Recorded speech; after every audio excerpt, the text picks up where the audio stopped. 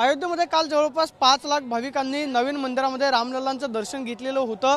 काल मोठ्या प्रमाणावरती गर्दी जी आहे ती अयोध्येमध्ये आपल्याला पाहायला मिळाली। चेंगराचेंगरी सुद्धा झालेली होती। मात्र आज कोणताही तसा प्रकार जो आहे तो घडणार नाही याची खबरदारी केंद्रीय पोलीस यंत्रणांकडून घेतली जाते। आपण पाहतोय की केंद्रीय पोलीस यंत्रणांकडूनच या ठिकाणी रांगेची व्यवस्था जी आहे ती करण्यात आलेली आहे। बॅरिगेटिंग रस्त्यावरती करणं शक्य नाही, त्यामुळे केंद्रीय पोलीस यंत्रणा जी आहे त्या ठिकाणी रांगेमध्ये उभी करण्यात आलेली आहे आणि रांगेमधूनच पुढे आपण पाहतोय की मंदिर परिसराच्या कॉरिडॉरमधून जो थेट राम मंदिराकडे जाणारा रस्ता आहे त्यावरची ही गर्दी जी आहे ती सुरळीत करण्याचं काम केलं जाते। कारण काल जवळपास 5 लाख भाविकांची गर्दी जी आहे तो रोखणं प्रशासनाला अवघड चाललेलं होतं। मात्र आज नवीन मंदिरातला दर्शनाचा वेळ जो आहे तो सुद्धा वाढवलेला आहे। याआधी 7 वाजेपर्यंत दर्शन होतं, मात्र आता दर्शन 10 वाजेपर्यंत सुरू राहणार आहे आणि त्याची खरं तर तयारी जी आहे ती आपण करण्यात आलेलं पाहायला मिळतं की कॉरिडॉर परिसरामध्ये इथूनच पुढे भाविक जे आहेत ते पुढे मंदिर परिसरामध्ये जातात। मात्र आपण पाहतोय की केंद्रीय पोलीस यंत्रणांच्या माध्यमातून रांगेची व्यवस्था जी आहे ती या ठिकाणी करण्यात आलेली आहे आणि इथूनच पुढे भाविकांना थेट मंदिर परिसरामध्ये जाता येतं। मात्र आजची जी गर्दी आहे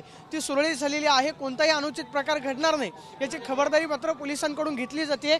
काल उत्तर प्रदेशचे मुख्यमंत्री योगी आदित्यनाथ यांनी सुद्धा हेलिकॉप्टरच्या माध्यमातून हवाई पाहणी जी आहे ती केलेली होती। मात्र आपण पाहतोय की कॉरिडॉर परिसरामध्ये आता गर्दी जी आहे ती कमी होत चाललेली पाहायला मिळते। मात्र गर्दी सुरळीत करण्यासाठी जवळपास 8000 पोलिसांचा बंदोबस्त जो आहे तो मंदिर परिसरामध्ये तैनात करण्यात आलेला आहे आणि आजपासून दर्शन जे आहे ते सुरळीत आपल्याला होताना पाहायला मिळेल। मात्र काल जी गर्दी झालेली होती ती गर्दी आज होताना पाहायला मिळत नाहीये आणि पोलिसांच्या माध्यमातूनच हा संपूर्ण परिसर जो आहे तो खरं तर नियंत्रणाखाली ठेवला जातोय आणि भाविकांना कॉरिडॉर परिसरामध्ये दर्शन रांगेतून सोडलं जातंय आणि लवकरात लवकर दर्शन घडवण्याचा प्रयत्न राम मंदिर ट्रस्टचा होताना पाहायला मिळतो। कॅमेरा पर्सन राकेश मी प्रदीप कापसे, TV9 मराठी, अयोध्या।